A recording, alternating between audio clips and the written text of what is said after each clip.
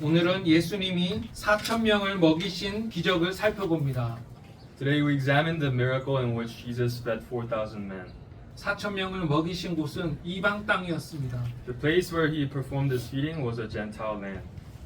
예수님은 두로와 시돈에 다녀갔다가 지금은 데가볼리에 계십니다.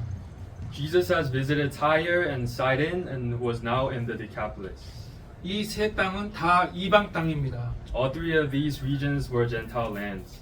예루살렘이 파견한 자들이 찾아와서 예수님을 죽일 부시를 찾았을 때 예수님은 그들의 거짓 종교를 신랄하게 비판하셨습니다. When those who were sent from Jerusalem arrived seeking a pretext to put Jesus to death, he delivered a scathing condemnation of their false religion. 그래서인지 이후에 예수님은 그들을 피해서 처음으로 이방 땅을 돌아다니기 시작하셨는데 그렇게 돌아다니시다가 지금 여기 데가볼리까지 온 것입니다. Subsequently, Jesus for the first time traveled through Gentile lands, eventually making his way here to the Decapolis. 두로와 시돈에서 예수님은 사역을 거의 안 하셨는데 데가볼리에서는 사역을 많이 하십니다.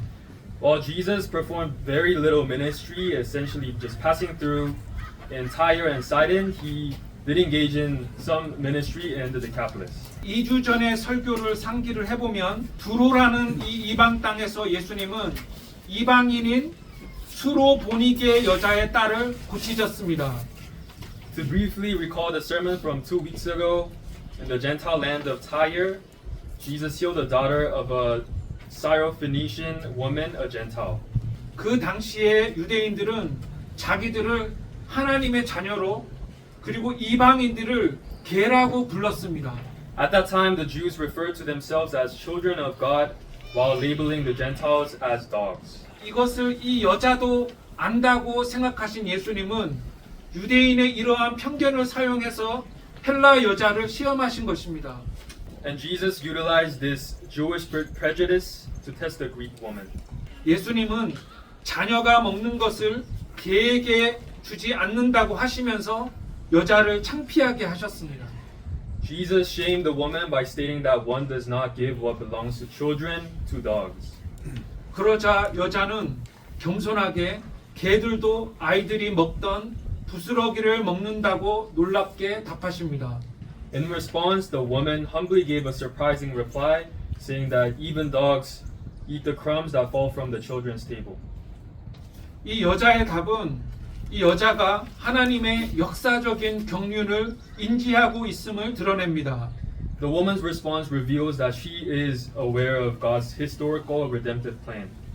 구약은 유대인이라는 민족을 중심으로 펼쳐지지만 곧 복음이 비유대 땅, 즉 이방 전 세계로 전해질 것입니다. Although the Old Testament unfolds around the Jewish people, the gospel would soon be carried to non-Jewish lands, that is, to the Gentile world.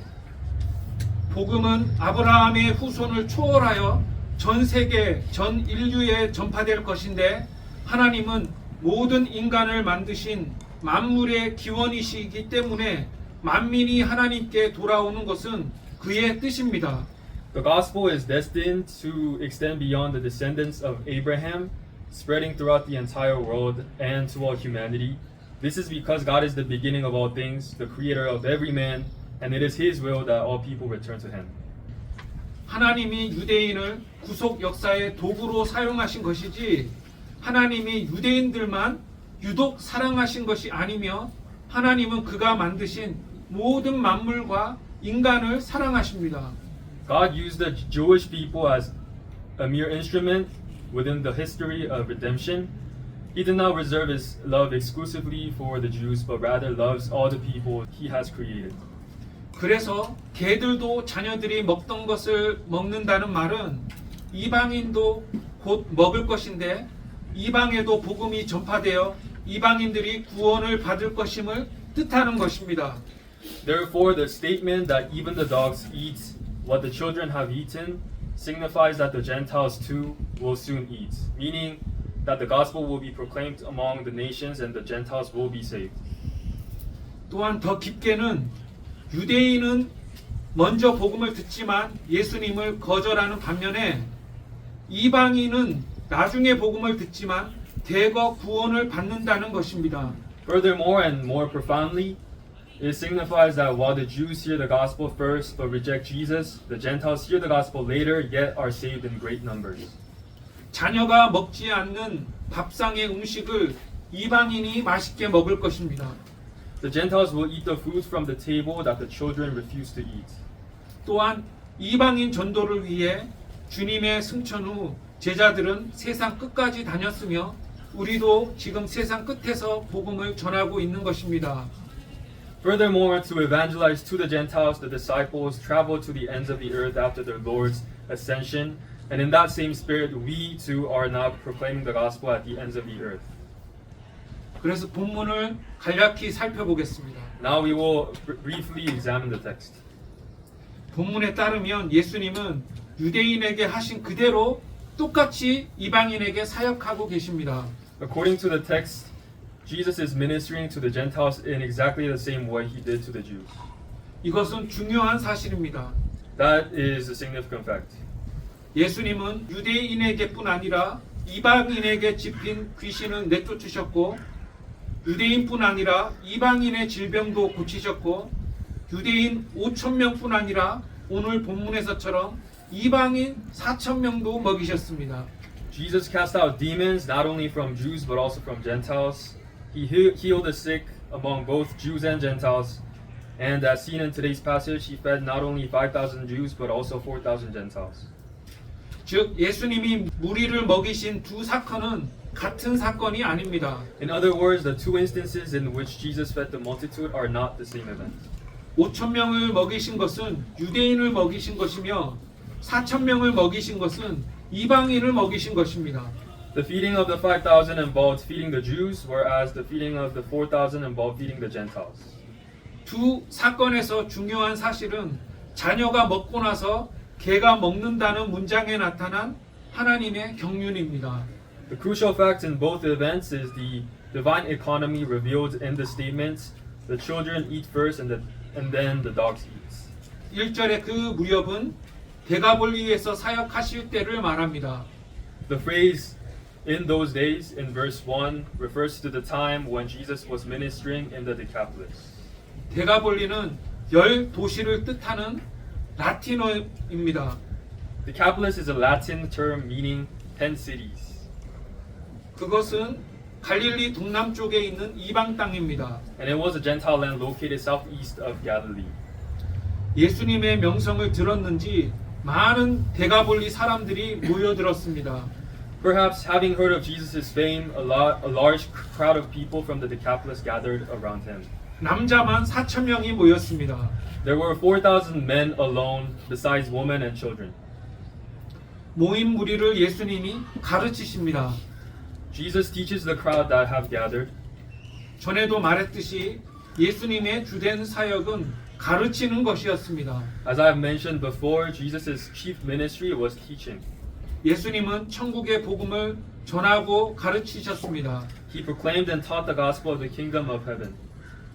구약의 율법을 설명하시고 구약의 예언을 인용하면서 가르치셨습니다. He taught by explaining the laws of the Old Testament and also by citing its prophecies. 병 고치고 귀신을 내쫓으실 때도 예수님은 하나님 나라의 임함에 대해서 가르치셨습니다. Even when healing the sick and casting out demons, Jesus taught about the arrival of the kingdom of God. 가르침이 예수님의 핵심 사역인 반면에 신자의 주된 사역은 말씀을 배우는 것입니다. While teaching was the core of Jesus' ministry, the chief duty of a believer is to learn the word.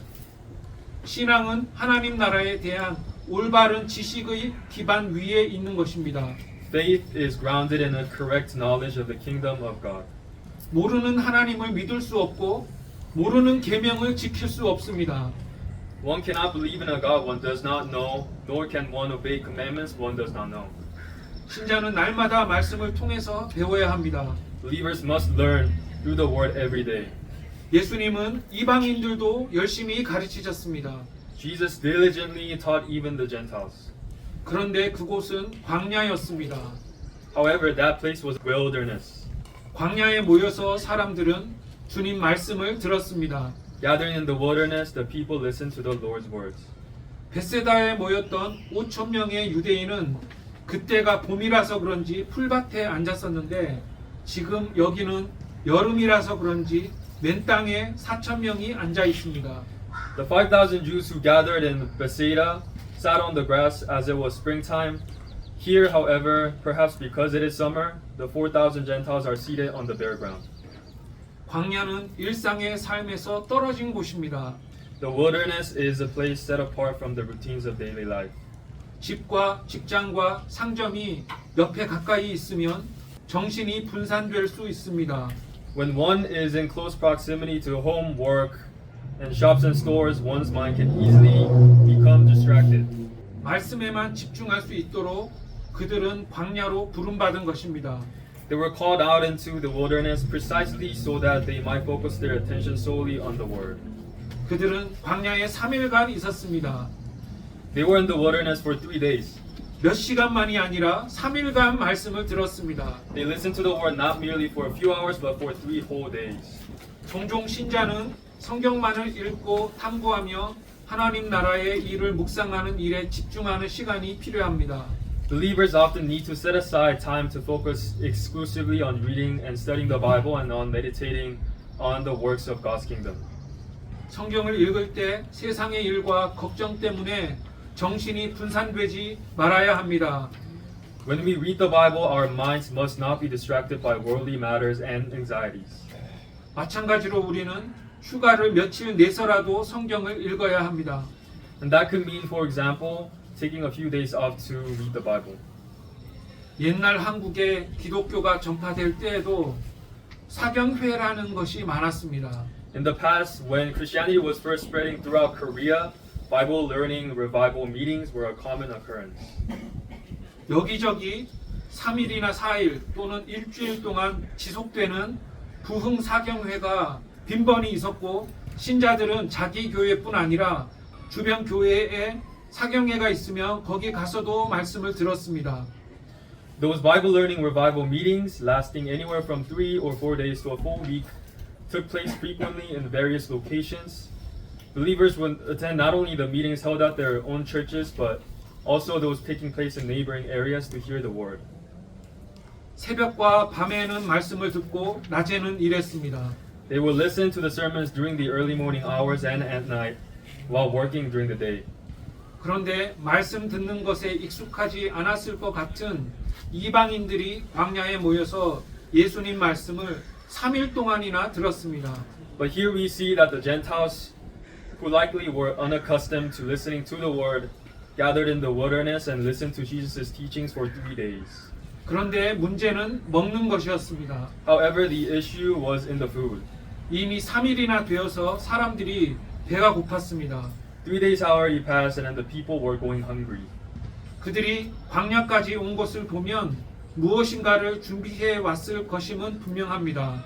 Given that they had traveled all the way out into the wilderness, it is clear that they must have brought some provisions with them. 그러나 사람들이 첫날 왔을 때는 이렇게 3일 동안 오래 있을 줄은 몰랐습니다. Yet when they first arrived, they likely had no idea they would be staying for such a long time. 그래서 제 생각엔 각자가 하루 이틀 정도는 먹을 것을 가지고 왔습니다. Therefore, I imagine that each person had brought enough food to last for about 2 days. 또 음식이 조금 남은 사람은 부족한 사람에게 주었을 것입니다. Furthermore, those with more food would have surely shared it with those who had less. 그런데 제3일이 되었습니다. Now the 3rd day arrived. 이틀 동안은 괜찮았으나 3일째는 음식이 떨어지기 시작합니다. For the first 2 days, things were fine. However, by the 3rd day, their food began to run out. 제가 강조하고 싶은 것은 3일 내내 그들이 굶지는 않았다는 것입니다. This implies that they had not gone hungry throughout those 3 days. 그런데 예수님은 무리에게 양식이 없음을 아셨습니다. Nevertheless, Jesus realized that the crowd had no food left. 예수님은 제자들을 불러서 무리를 먹이겠다고 하십니다. So Jesus called his disciples and announced that he intended to feed the multitude. 예수님은 내가 무리를 불쌍히 여기노라고 말씀하십니다. Jesus said, I have compassion on the crowd. 전에 5천 명을 먹이실 때는 무리가 목자 없는 양 같음으로 인해서 불쌍히 여기시고 가르치기 시작하셨는데 지금은 무리의 배고픔을 불쌍히 여기고 그들을 먹이십니다.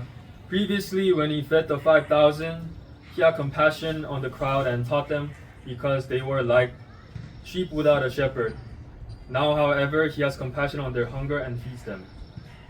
예수님은 목자 없는 양 같은 그들의 처지뿐 아니라 그들의 배고픔도 불쌍히 여기십니다.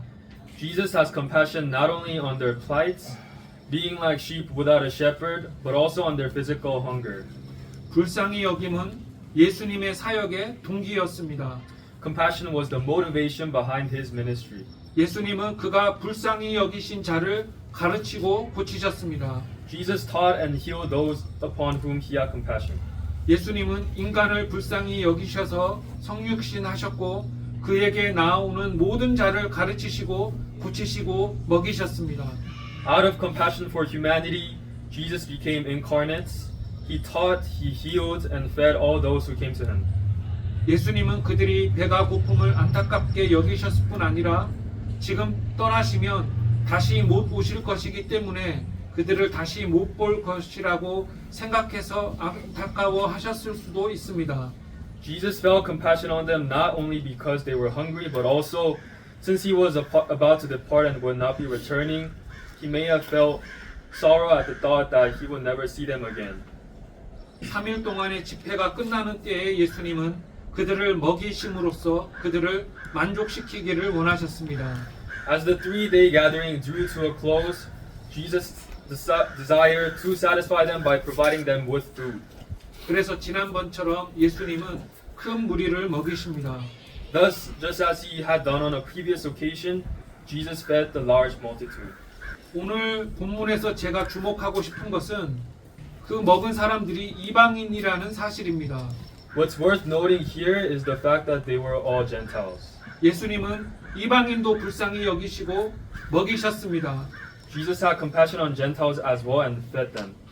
하나님은 모든 인간을 만드셨으며 그래서 만물의 아버지가 되십니다. God created all human beings and thus he is the father of all creation. 예수님은 모든 인간이 하나님의 말씀에 순종하는 자녀가 되기를 원하십니다. Jesus wants all people to become God's children who obey his word. 예수님은 유대인들이 개로 간주하던 이방인들도 유대인들 5천 명처럼 먹이시기를 원하셨습니다. Jesus desired to feed even the Gentiles whom the Jews regarded as dogs, just as he had fed the 5,000 Jews. 그래서 그들을 먹이십니다. 모두가 배불리 먹었고 배불리 먹고도 음식이 많이 남았습니다. And so he fed them. Everyone ate their fill, and even after they were satisfied, a great deal of food remained. 그리고 먹은 후 예수님은 무리를 흩어 보내십니다. Then after the meal, Jesus sent the crowds away. 집회가 끝이 났으니 집으로 돌아가서 일상으로 돌아가야 합니다. Since the gathering had come to an end, it was time for them to return home and resume their daily lives. 말씀에 집중하는 때가 있는가 하면 일상에서 열심히 일해야 할 때가 있습니다. Just as there are times to focus on the word, there are also times when we must work diligently in our everyday lives. 말씀을 듣는 것도 중요하고 일상의 삶에서 열심히 배운 것을 행하는 것도 중요합니다. Listening to the word is important, and diligently putting into practice what we have learned in our daily lives is equally important. 이것이 본문의 내용입니다. 이제 말씀을 맺겠습니다. This is the essence of the text. I will now bring this message to a close. 수로보니게 여자의 말처럼 예수님은 유대인이 천시하던 이방인들도 고치고 가르치고 먹이십니다. Just as the Syrophoenician woman suggested, Jesus healed, taught, and fed even the Gentiles, people whom the Jews looked down upon. 유대인들에게 사역하셨던 예수님은 오늘 이방인들을 먹이십니다. Jesus, who had ministered to the Jews, now feeds the Gentiles. 유대인이 먹었듯이 이방인도 먹을 것이고 그래서 복음은 유대를 넘어 전 세계에 전파될 것입니다. Just as the Jews were fed, so too shall the Gentiles be fed, and the gospel will extend beyond Judea to be proclaimed throughout the entire world. 그래서 곧 기독교는 전 세계에 전파되었습니다. So soon the Christianity spread throughout the world. 예수님은 유대인이든지 헬라인이든지 누구나 불쌍히 여기셔서 가르치시고 은혜를 베푸셨습니다. Jesus showed compassion to everyone, whether Jew or Greek, teaching them and bestowing his grace upon them.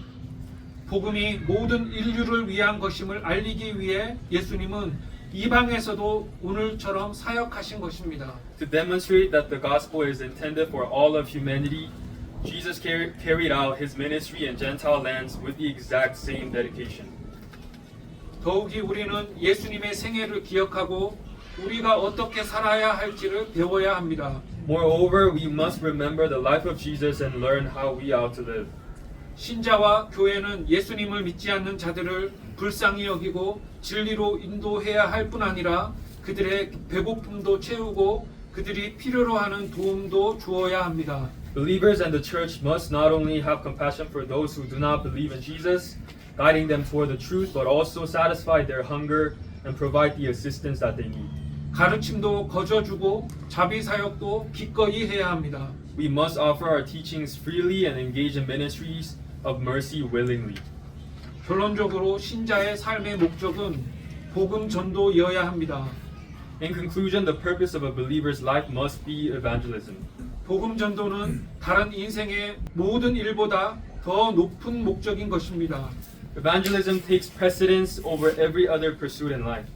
직장에서 일할 때나 학교에서 공부할 때도 복음 전파를 염두에 두어야 합니다. Whether working at a job or studying at school, we must always keep the spreading of the gospel in mind.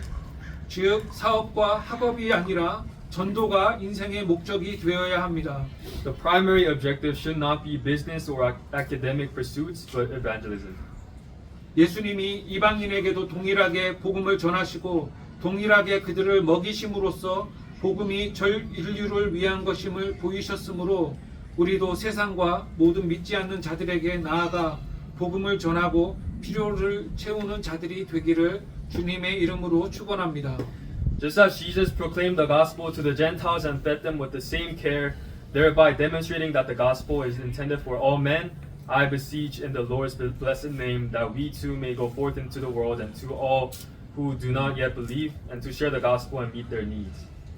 기도하겠습니다. Let us pray. 하나님 아버지, 오늘도 하나님이 만드신 세계에서 예배를 드리게 해 주심과 복음이 어떻게 이스라엘을 넘어 세계로 가게 되었는지 깨닫게 하시니 참으로 감사합니다. Heavenly Father, we are truly grateful that you have allowed us to worship you today in the world that you created, and that you have granted us insight to understand how the gospel spread beyond Israel to reach the entire world. 우리도 예수님처럼 믿지 않는 자를 불쌍히 여기고 섬김으로써 많은 사람을 그리스도께로 인도하는 삶을 살아가게 하옵소서. May we too, following the example of Jesus, live lives that lead many to Christ by having compassion on those who do not believe and by serving them. 예수님의 이름으로 기도합니다. 아멘. We pray in the name of Jesus. Amen. 아멘.